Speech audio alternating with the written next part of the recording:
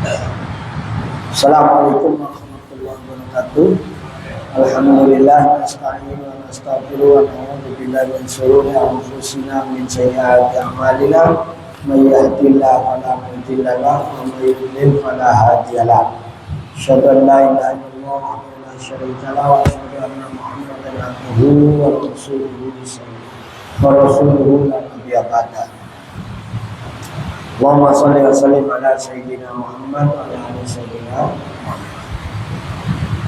Kita akan melanjutkan hadis yang kelima dari kitab hadis Arba'in Nawawi. Bismillahirrahmanirrahim. Yaitu ibtalul munkarat wal bid'ah, membatalkan hal-hal yang munkarat dan hal-hal yang bid'ah.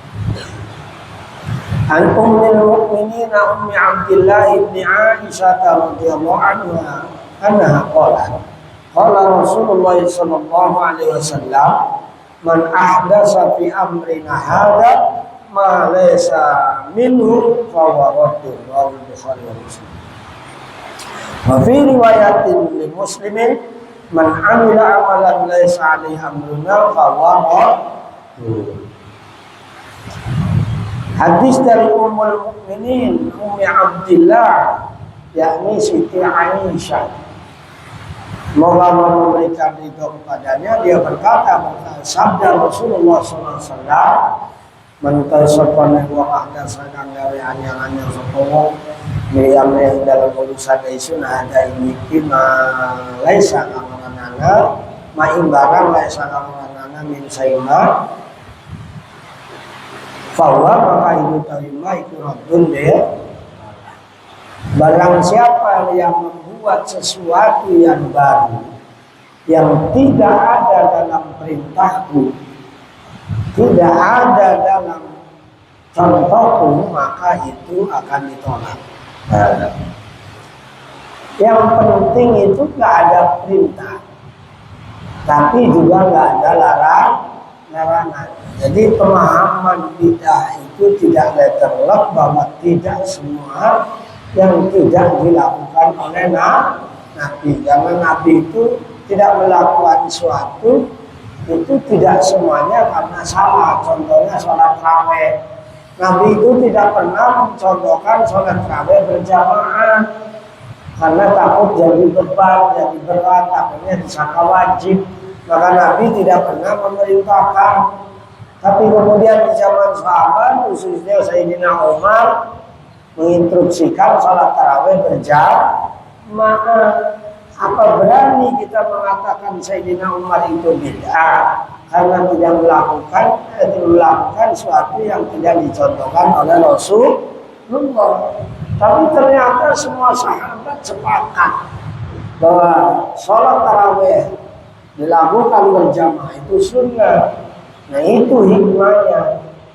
Maka banyak sesuatu yang sekarang terjadi sebenarnya tidak dicontohkan oleh Nabi, tapi itu adalah satu kebaikan. Contohnya ngaji kitab yang seperti ini. Nabi tidak memberikan contoh. Ya, kita ngaji tafsir Yasin, kita ngaji hadis Arba'in dengan cara begini. Tapi insya Allah ini sebuah kebaikan. Bukan sebuah yang dilarang, bukan sebuah yang bid'ah. Ya. Jadi tidak dipahami secara letterlock bahwa bid'ah itu yang dolala itu adalah sesuatu yang semuanya tidak ada di zaman Nabi, tidak dilakukan oleh Nabi. Yang paling terpenting tidak ada larangan yang sore yang jelas dalam hal tersebut. Itu aja. Selama tidak bertentangan dengan syariat dan tidak ada larangan, tidak ada madorot, maka itu adalah sebuah kebaikan yang insya Allah itu menjadi kebaikan secara syariat. Dan walaupun tidak dicontohkan oleh Nabi, contohnya seperti sholat tarawih, ngaji nahu soro, ngaji ilmu balaghah di Kanjeng Nabi nggak ada, di zaman sahabat nggak ada, karena memang udah jadi balaghah, udah jadi ilmu nahwu semuanya, ya nggak perlu ilmu nahwu, udah benar semua. Nah, kalau takut salah bacanya maka ada ilmu nahwu, ya kan? Takut salah panjang pendeknya, takut salah baca makhorijnya maka ada ilmu tajwid. Nah itu apa kemudian itu ilmu-ilmu itu bid'ah? Ya enggak. Jadi tidak semua secara general bahwa semua yang tidak ada di zaman Nabi itu bid'ah yang disebut dengan bid'ah bola. Ya. Tapi kalau ada apa yang dilakukan itu oleh sahabat maupun banyak yang kemudian dilakukan seperti sekarang, ya insya Allah itu tidak menjadi bid'ah. Maulid dan Mi'raj itu isinya taklim, pengajian, ya isinya baca Quran, isinya ceramah, isinya nasihat, baca sholawat. Dari sisi mananya itu sebuah bid'ah, ya. Nah, Rasulullah tidak melarang, tidak memerintahkan, ya. Baik secara fi'li maupun qauli, Rasul tidak mencontohkan. Nah, tapi ada yang disebut takriri. Rasulullah mendiamkan, menetapkan, ya. Tidak semua, ya, apa yang Nabi tidak lakukan itu adalah sebuah kesalahan. Belum tentu setiap Nabi yang tidak dilakukan pasti salah. Nabi nggak pernah sholat tarawih berjamaah, apa kemudian Nabi salah bahwa melakukan sholat tarawih yang sekarang dilakukan oleh umat Islam? Ya enggak.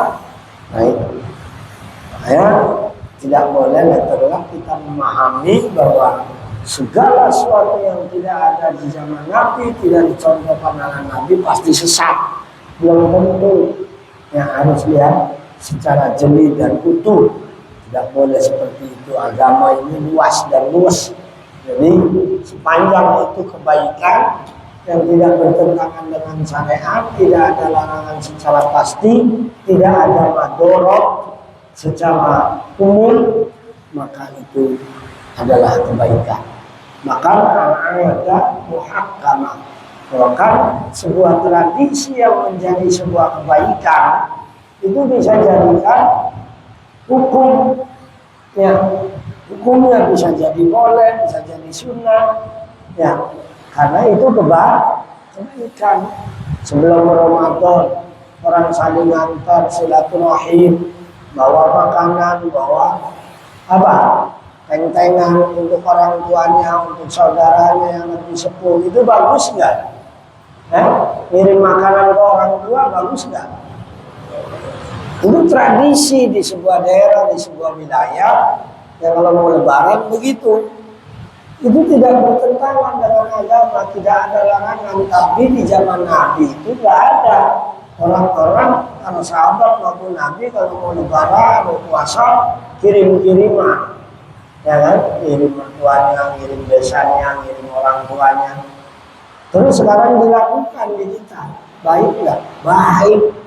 Bid'ah nggak? Enggak. Sedekah, silaturahim itu kebaikan. Bahkan jadi tradisi yang sudah mengakar. Ya, nah itu adalah bisa jadi hukum bakar. Ya, pulang kampung. Nggak ada di zaman Nabi itu pulang kampung, pulang kampung. Ini suatu tradisi yang sangat luar biasa. Islam kalau tidak sebagai agama yang komprehensif yang sempurna ini, ya Islam diam aja, enggak. Bagaimana hukumnya pulang itu? Ada hukumnya dalam Islam. Apa kemudian bid'ah? Ya enggak, walaupun di zaman Nabi nggak ada pulang, ya kan, ada pulang kampung, kayak seperti kita di Indonesia, itu tradisi.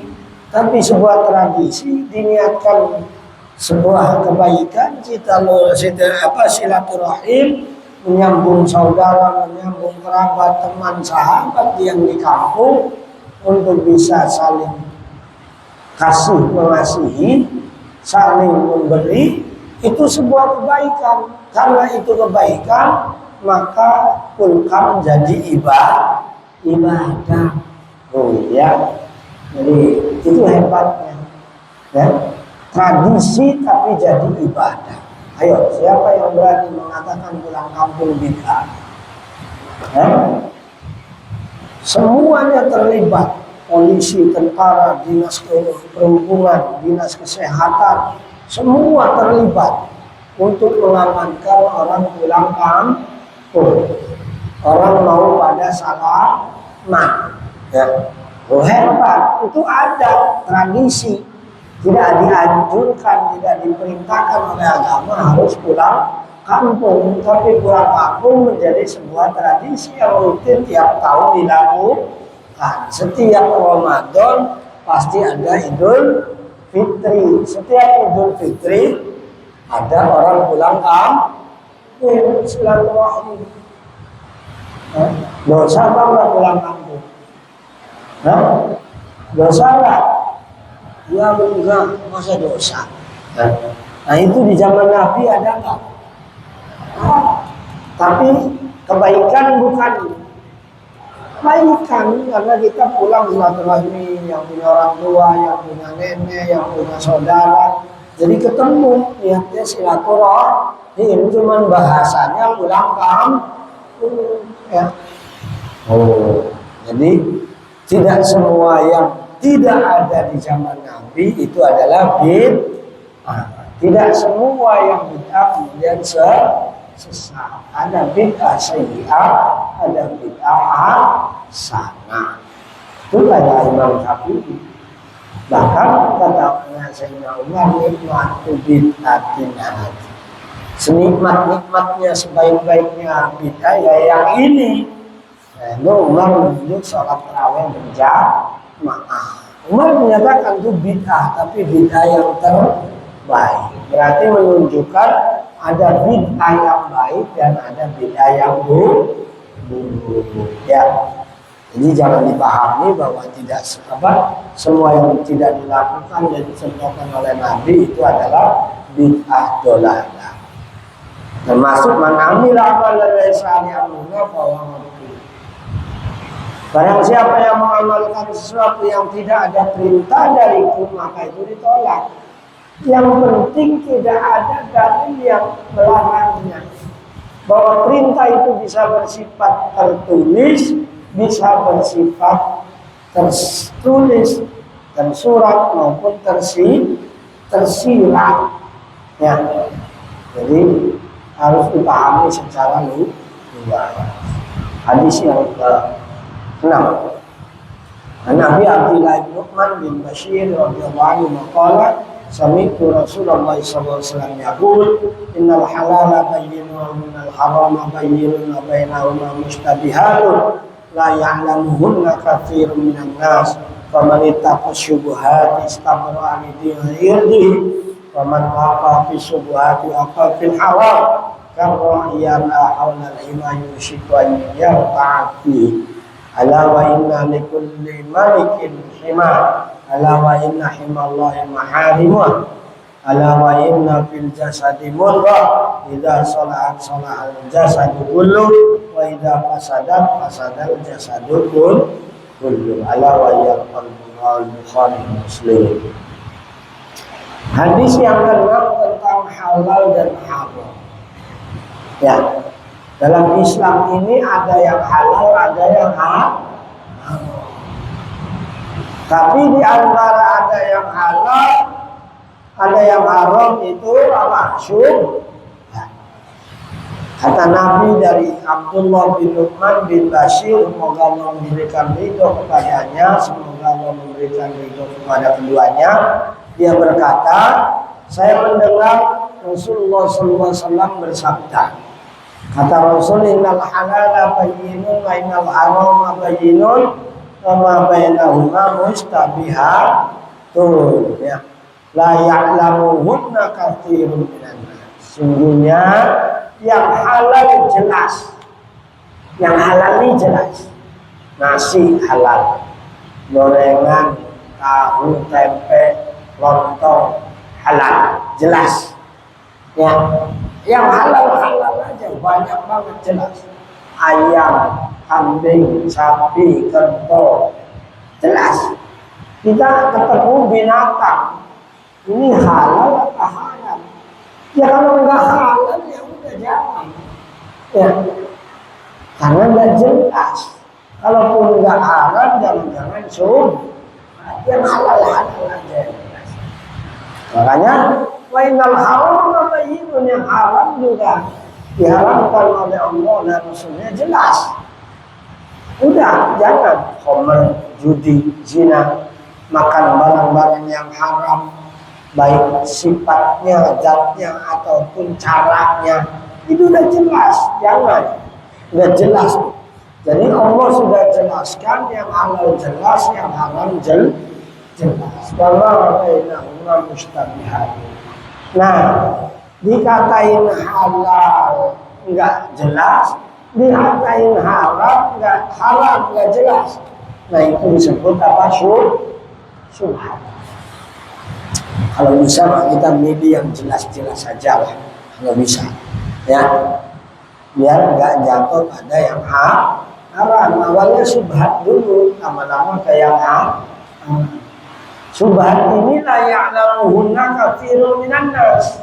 Banyak manusia pada umumnya nggak ngerti. Ya, udah pilih aja yang halal yang jelas. Yang jelas haram tinggalkan. Di antara keduanya, halal nggak jelas, haram nggak jelas, remeng-remeng. Ini halal apa haram? Ini haram. Nah, itu namanya syubhat. Manusia banyak yang nggak ngerti, disangkanya itu halal. Kalau halal jelas, nggak bisa dipilih. Famanita subuhati istabra lidinihi wa irdi. Barang siapa yang menjauhkan hati-hati terhadap yang syubhat, maka dia akan lepas, dia akan bersih, ya, agamanya, hartanya, itu akan bersih. Jadi itulah pentingnya kita mengetahui mana yang halal, mana yang haram. Kalau sudah jelas halal dan haramnya, maka kalau nggak jelas halal, nggak jelas haram, syubhat. Itu aja. Ya, udah jelas ya, paham ya. Waman waqa'a fi syubhati waqa'a fil haram. Kalau orang udah terbiasa ya dengan yang syubhat, dengan sesuatu yang diragukan, remeng-remeng, halal banget enggak, haram banget enggak, tapi dia doyan tuh sama yang remeng-remeng begitu, syubhat itu. Lama-lama waqa'a fil haram. Kalau orang udah terbiasa berani sama yang syubhat, maka lama-lama juga jatuh pada yang haram. Kalau kamu minggir-minggir terus di empang, lama-lama kamu kecipratan. Kalau kamu dekat air terus, lama-lama kecipratan. Ya. Kalau kamu dekat tukang abu, kena abunya. Paham? Ya. Kamu nongkrongnya dekat tukang abu dekat terus, kamu kena abunya. Kamu juga dekat ke tukang minyak wangi, dibawa wanginya. Jadi manusia itu tergantung dekatnya. Maka di sini man waqa'a fi syubhat kamu bilang, orang udah biasa dengan syubhat ya lama-lama dengan yang haram. Kalau ia la haula lima yusiku ayat tafi. Ya, jadi jangan minggir-minggir ke hal yang diharamkan, nanti kejeblos. Jangan dekat-dekat lubang, lama-lama kejeblos. Kalau jauh dari lubang kejeblos enggak? Enggak ada lubang, kamu jalannya dekat lubang dulu. Kamu jalannya tetap melanggar dulu ya, ini salah. Coba hindari pelanggaran itu, hindari. Insya Allah selamat. Nah, jangan yang kira-kira itu larangan didekati. Ala inna wa inna likulli malikin hima, ala wa inna himma yang ma'arif. Dalam setiap sesuatu itu ada yang dilarang. ada pagar, ada batas. Nah, larangannya Allah itu adalah hal yang diharamkan. Ya, larangan Allah adalah hal yang ini jelas sudah dilarang gitu. Ini dilarang, jangan masih langgar ya ini pelanggaran. Ya, sudah ada batas manusia ini boleh. Tolong jangan yang melanggar kata Allah. Melakukannya ya udah kena sanksi dari Allah. Ke manusia juga gitu. Udah dibilang jangan ini, jangan melanggar. Ya. Wala inna fil jasadi mudghah idza salahat jasadi. Nah, Nabi mengingatkan sesungguhnya dalam tubuh kita ini ada daging yang apabila rusak baik itu baik semua. Yang kemarin Nabi sampaikan. Manusia terukur matanya, kakinya, telinganya, ya tangannya, termasuk kakinya, semuanya itu tergantung apa? Hati. Kalau hatinya baik maka dia akan punya mata yang baik, punya telinga yang baik, punya tangan yang baik, punya kaki yang baik. Tapi kalau hatinya rusak, maka matanya rusak, telinganya rusak, tangannya rusak, kakinya rusak. Sama-sama matanya dua, tapi mata itu tidak mau berbuat baik. Sama-sama telinganya dikasih dua oleh Allah, tapi telinganya nggak mau mendengarkan yang baik, menerima yang baik, itu susah. Ya. Kakinya dua sama, tangannya sama dua, semuanya sama. Tapi kalau hatinya rusak, maka organ tubuh yang lainnya jadi rusak. Maka kalau orang ngomongnya jelek-jelek, itu hatinya jelek.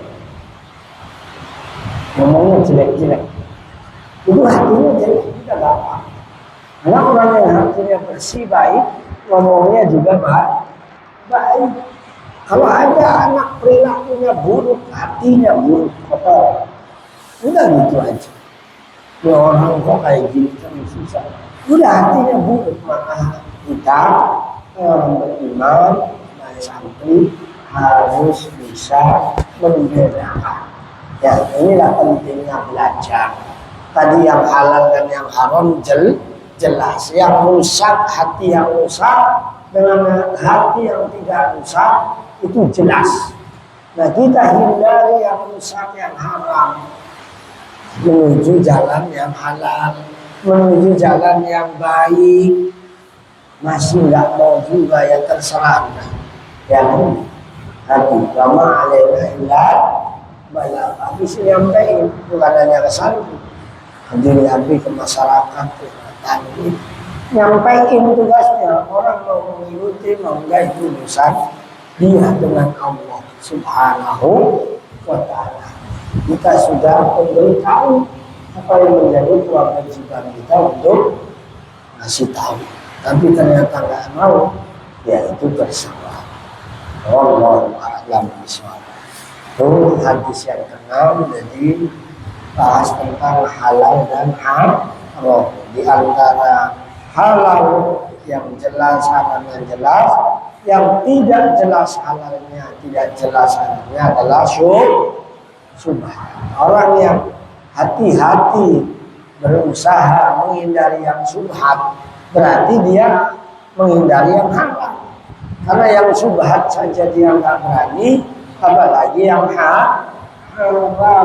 Tapi kalau udah biasa yang syubhat, dia embat juga kebiasaan, maka lama-lama jatuh pada yang haram. Kalau udah biasa yang haram, mau nikmat dengan yang haram, udah biasa dengan dosa besar. Kalau sudah biasa dengan dosa besar dan yang haram, maka dia berani meninggalkan kewajiban. Kalau sudah biasa meninggalkan kewajiban, bisa gampang pada jatuh kekufuran.